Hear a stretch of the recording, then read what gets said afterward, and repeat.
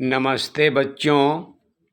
आज मैं गुणगान कविता पढ़ने जा रहा हूँ, जिसमें ईश्वर के बारे में बतलाया गया है कि ईश्वर की भक्ति हमें किस प्रकार करनी चाहिए। पहला लाइन है, प्रेमी बनकर प्रेम से ईश्वर के गुण गाया कर, मन मंदिर में गाफिला भक्ति दीप जलाया कर। यह मनुष्य को संबोधित करके कह रहा है कि प्रेमी बनकर प्रेम से ईश्वर के गुण गाया कर। ईश्वर के गुण को गाने के लिए तुमको कह रहा है। मन मंदिर में गाफिला भक्ति दीप जलाया कर। अपने मन मंदिर में भक्ति दीप जलाओ, ईश्वर को याद करो। सोने में तो रात गुजारी, दिन भर करता पाप रहा, इसी तरह बर्बाद तू बंदे करता अपने आप रहा। अपने में जीवन में दिन भर पाप कर्म किया और रात भर सो कर के गुजारा, तो अपने आप को तुमने बर्बाद के कगार पर खड़ा कर दिया। इसके लिए कोई जिम्मेवार नहीं लेगा, कोई जिम्मेवारी नहीं लेगी। सारी गलती तुम्हारी है, क्योंकि तुमने दिन भर गलत काम किया। प्रातः समय उठ ध्यान से सत्संग में तू जाया कर, और प्रेमी बनकर प्रेम से ईश्वर के गुण गाया कर। रात भर सोने में गुजार दिया, लेकिन सत्संग में कभी नहीं गया। सत्संग मतलब अच्छे लोगों की संगति में जाने को सत्संग कहते हैं।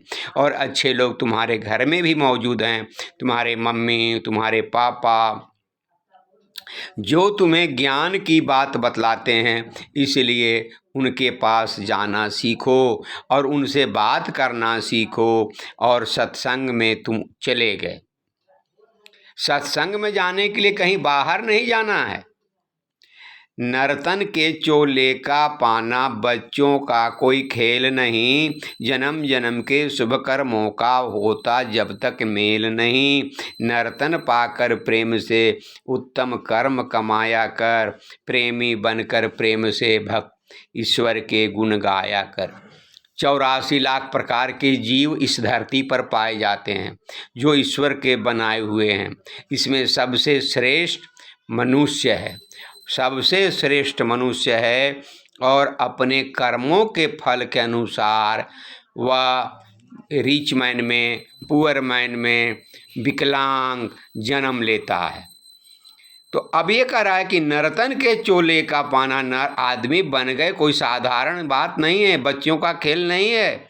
जन्म जन्म के शुभ कर्मों का, तुम्हारे पूर्व जन्म में के शुभ कर्म मिल गए हैं, तो तुम आदमी के रूप में बन गया। तो नर्तन पाकर प्रेम से उत्तम कर्म कमाया कर। अगर आदमी बन गए तो उत्तम कर्म करो, और प्रेमी बनकर प्रेम से ईश्वर के गुण गाया कर। पास तेरे हैं दुखिया कोई, तूने मौज उड़ाया क्या? भूखा प्यासा पड़ा पड़ोसी, तूने रोटी खाया क्या? पहले सबसे पूछ कर फिर तू भोजन खाया कर, प्रेमी बनकर प्रेम से ईश्वर के गुण गाया कर। कह रहा है कि पास तेरे है कोई दुखिया।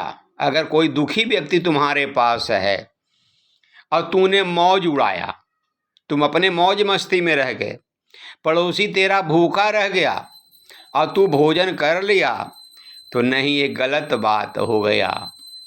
इसलिए पहले पड़ोसी से पूछ लो, आप भोजन कर लिए? अगर नहीं, उसके घर में खाने का अनाज नहीं है, तो तुम उसे कुछ मदद कर दो, ताकि वो खा ले पी ले और फिर आप आराम से रहिए। अब अभ्यास पर आएंगे। मन मंदिर में भक्ति दीप जलाने का क्या अर्थ है? तो उत्तर है कि मन मंदिर में भक्ति दीप जलाने का अर्थ ईश्वर के प्रेमी बनकर उनके ही गुणगान गाना चाहिए, और अपने मन के मंदिर में जीवन को बर्बादी से बचाने के लिए प्रयास करना चाहिए। दूसरा प्रश्न है, सारी जिंदगी किस तरह बर्बाद हो जाती है? उत्तर है सारी जिंदगी बर्बाद, सारा जिंदगी रात भर सोने से तथा दिन भर पाप कर्म करने से बर्बाद हो जाती है। तीसरा, जीवन को बर्बादी से बचाने का यहाँ क्या उपाय बताया गया है? उत्तर है जीवन को बर्बादी से बचाने के लिए प्रातः काल उठकर ईश्वर का ध्यान से ईश्वर को याद करना चाहिए तथा सत्संग में जाना चाहिए। फिर से मैं बोल रहा हूँ, जीवन को बर्बादी से बचाने के लिए प्रातः काल उठकर ध्यान से ईश्वर को याद करना चाहिए तथा सत्संग में जाना चाहिए। चौथा है, फिर से नर्तन पाने के लिए मनुष्य को क्या करना चाहिए? फिर से नर्तन पाने के लिए उत्तम कर्म करना चाहिए, कमाना चाहिए तथा जन्म जन्म के शुभ कर्मों का मेल करते रहना चाहिए।